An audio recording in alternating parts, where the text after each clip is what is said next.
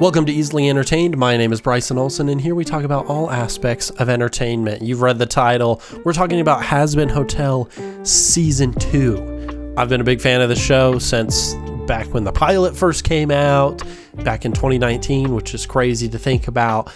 But we had our first season technically last year, I think, like the beginning of 2024. But it's been almost 2 years, and it's back. And there are some good things about it. There's some stuff that I feel like could be improved, but we do have some hopeful things coming for the future of the show. So I want to talk about all of it. So let's dive in. We got the thunder! Let's annex their real estate! If you want to see a new world, raise your fists and make some noise! So first off, what do I think they improved on in this second season? Well, there are a couple things that I think really got an upgrade. First of all, being the animation. Everyone knows on this channel how much I love some good animation. And I think they really got to up the ante this season, which I find fantastic. I'm sure it's due to budget. I don't know the exact numbers, but the show reflects a higher budget per episode, at least from what I can tell. And you especially notice it during fight scenes, where a lot of them feel a lot more dynamic. There is a lot more movement going on, both in like general big movements like characters running or things like that, but also the minute little movements, facial expressions, the little effects. They have just kind of been taken to a further level than last time. I think it is just the production quality has upped, which I think is fantastic for this kind of show. It's cool to see indie animation further those steps as they get more and more funding to actually do the things that they want to do. And I think especially when dealing with this season, their main villain, Vox, which was a technologically advanced villain, they kind of had to up the ante when it came to animation to really sell that feeling of this character that is larger than life and is super advanced in tech. Like, he is very much forward thinking and is trying to implement a whole bunch of new things so that he always remains on top. And I really like that it is reflected in the animation as well. This one's going to be kind of a hit or miss for some people, but I personally feel like their music went up pretty decently. I'm not saying it's all better than the previous season, but I like almost all of the songs in this one, and even the slower ones. Some of the slower ones in season 1 just were not as good for me. You know, things like of course I freaking forget It Starts With Sorry. Was not a huge fan of that one in the first season. You had More Than Anything reprise, I didn't think was as good in the first season. And don't get me wrong, there are some songs this season where I don't think are as good. Easy this season was not as good for me. It came out of nowhere, which I think ruined my overall experience of it, which I didn't really love.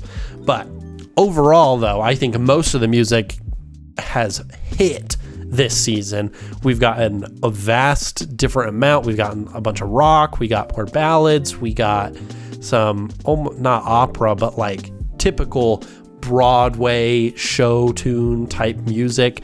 And I really, really like when they get to do that and kind of embrace that side of the medium. Additionally, I think some character development was really good this season, particularly between Alistair and Vox. I thought they had a huge amount of either character development or more expansion on their lore, because they are very interesting characters, and so it was cool to see either their developments or to see more behind like who they are, like knowing more about Alistair's deal with Rosie, or how Alistair and Vox had that falling out, or Vox actually has a character development because he is the main villain. You can see him going from like just being this like tech overlord to trying to be this god. He's leading a cult basically, and so trying to develop that character to be that high level of showboaty and power. It's awesome, and I liked seeing that. I also liked some of the side characters getting more attention as well, like Sarah of the Angels. I liked seeing her like debate with herself basically on what have I done with the war in this previous time, and do I continue doing that because things are kind of rising after the events of last season where they killed a bunch of the exorcists. And she's like, do we keep fighting back? Is that still a threat? Or do we try and push the hotel? Because now that we know redemption is an actual thing. Or you have like the relationship between Angel and Husk has kind of grown throughout this season too, because Angel is getting more comfortable in being himself and talking about his feelings, and Husk sort of is, but he's like super supportive of Angel, but he kind of has to backtrack a little bit and starts to feel almost left behind as Angel progresses a little bit. He feels like that may break up.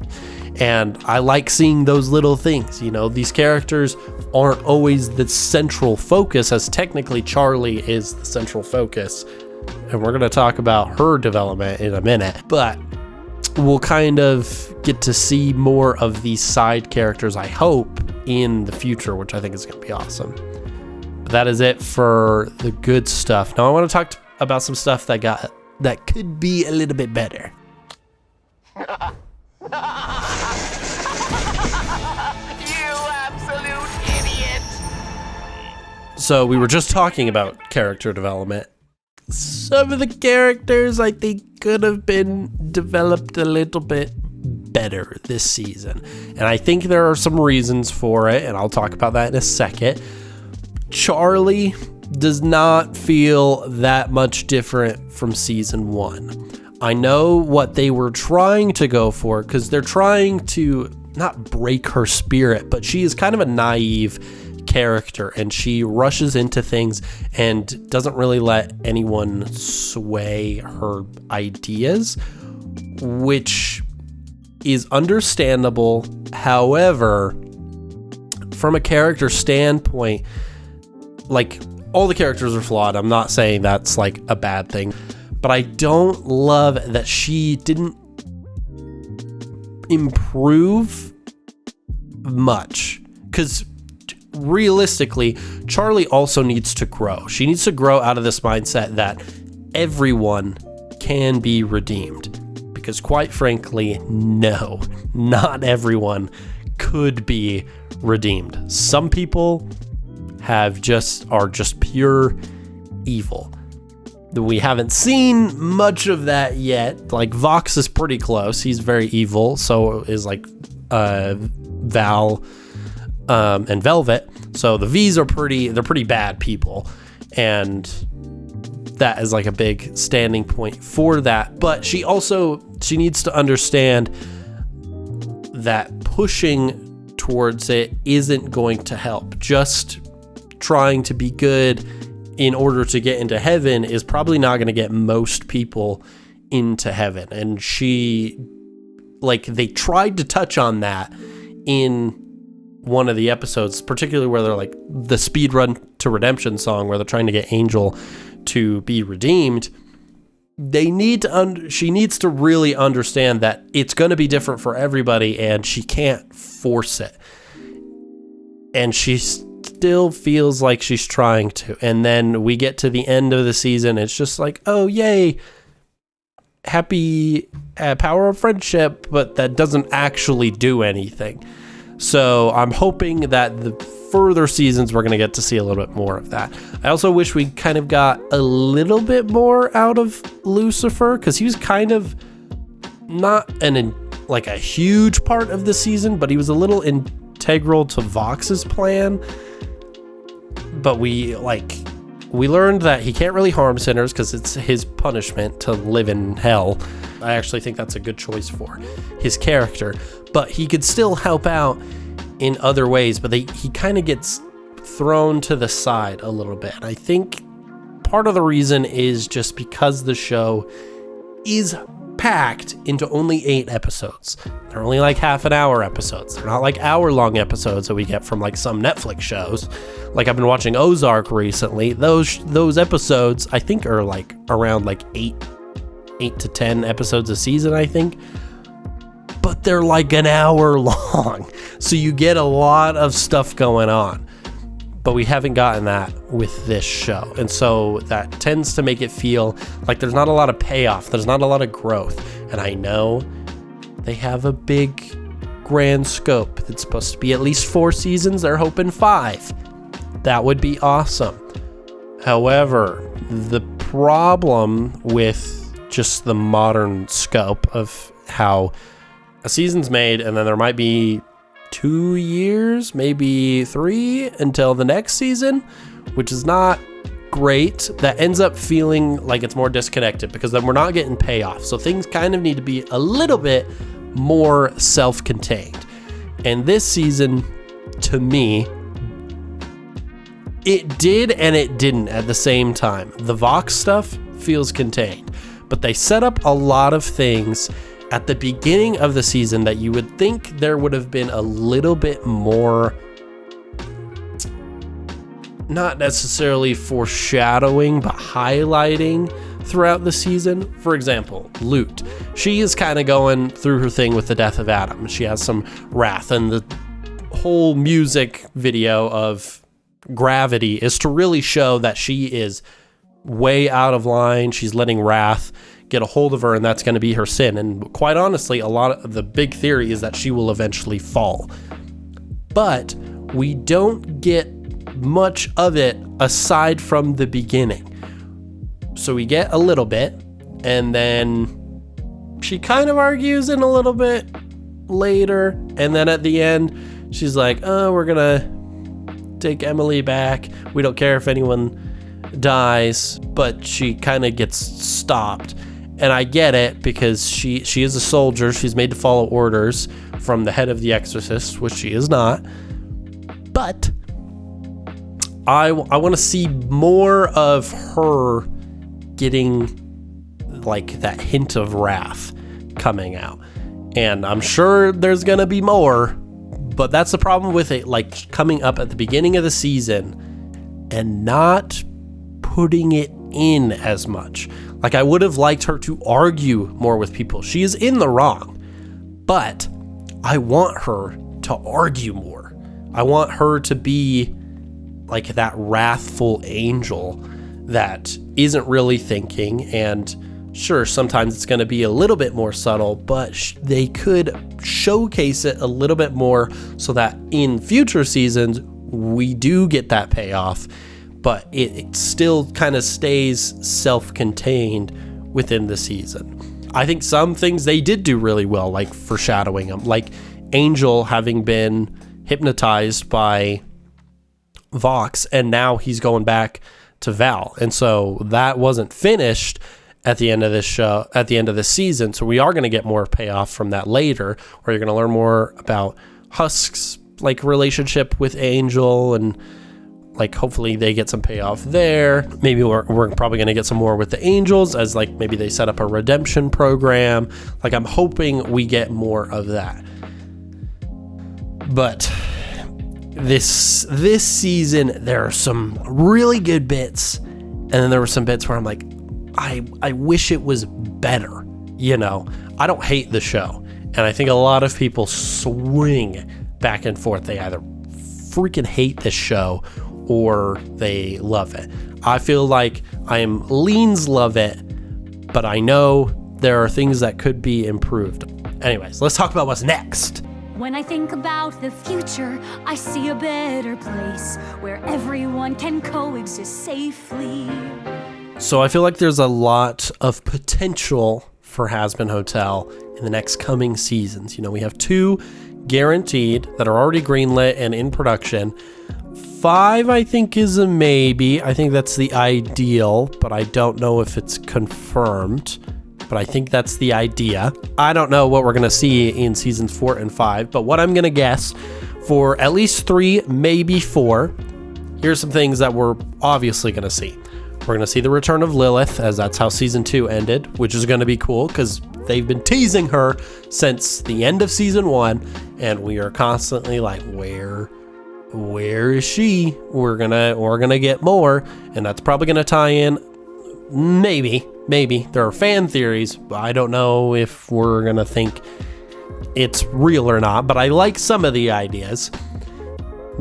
Lilith's gonna be kind of tied in with Alistair and Rosie next season. I believe Alistair is gonna have a big focus next season, so that's gonna be pretty interesting, because there are theories that like Rosie is Eve or Lilith in disguise. I don't know if that's the case, but my guess is that she does have a deal with one of them, and so that's kind of how that's going to get involved, which will be interesting. I feel like we're also going to see some more redemption, which is going to be good. We need to see more of that. We need to see the hotel actually working, and hopefully Charlie can have some development to learn how to actually redeem people, and hopefully like the angels help with that, which I think could be really good. Kind of along the similar lines of Lilith, I hope we get to see Eve, because they kind of not exactly set her up, but showed her off a little bit at the beginning of season 1, like just with the backstory stuff,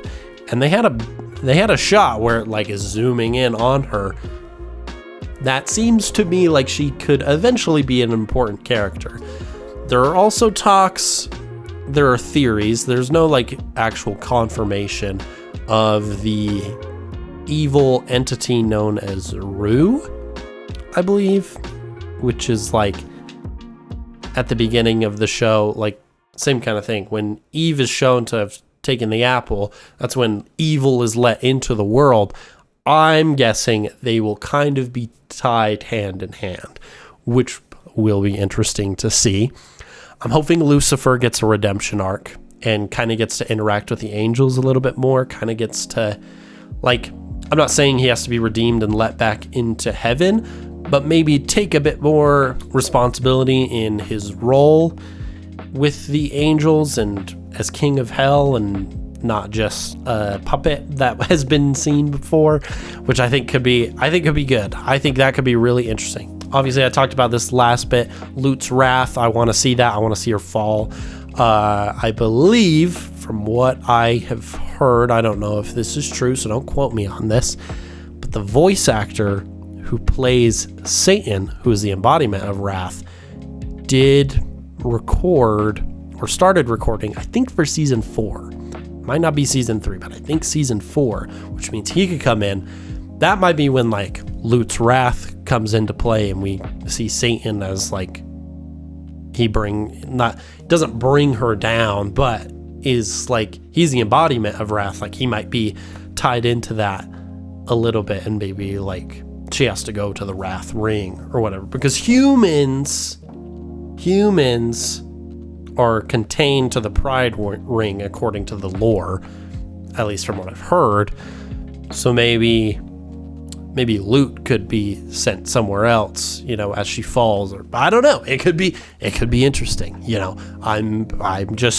There are a lot of things, like I said, that they have set into motion this season, but didn't finish. So I'm excited to see where it goes from here. If you have some thoughts on what you think is going to happen in the next season or 2 seasons, I want to know. Rumors, fan theories, who knows? I want to pick your guys' brains. Let's hear about it. But that's kind of where we're going to end our discussion. But before we leave, we got our easily entertained rating scale. If you don't know what that is, we have a special little rating scale, because I can't just do 1 to 10, because sometimes that doesn't work. So, my rating scale from least to best, it is garbage, once is fine, right mood, quotable, go to, and all day every day. Season 1 of Hazbin, for me, was an all day every day, and I still would probably say that. There were some things, that were a little bit off, but overall, pretty good. I've rewatched it a couple times. Season 2, pretty good. They did improve on a lot, but some of it maybe not as much. I don't know if I'll be there are bits of this season that I will be rewatching. That will be all day, every day for me. And that a lot of that has to do with the animation, because a lot of the fights between like Vox and Al, amazing. They're so entertaining to watch. But on like the story side and the show side, I'm going to say season 2 for me is a go-to. It's going to be underneath season 1 for me. If you disagree, let me know in the comments. I'd love to hear your thoughts. But that is it for this episode of Easily Entertained. If you enjoyed, be sure to subscribe and leave a like. And hit that bell icon so you can be notified when new episodes release, because we don't always release them on Tuesdays anymore, just because sometimes things are a little busy. But if you hit that bell icon, you can be notified when we release new episodes, because it's always a good time when we can discuss some good entertainment stuff. Which, if you have suggestions for things I could talk about, let me know. I'd love to hear it. But that's it for this episode. I'll see you next time. Bye.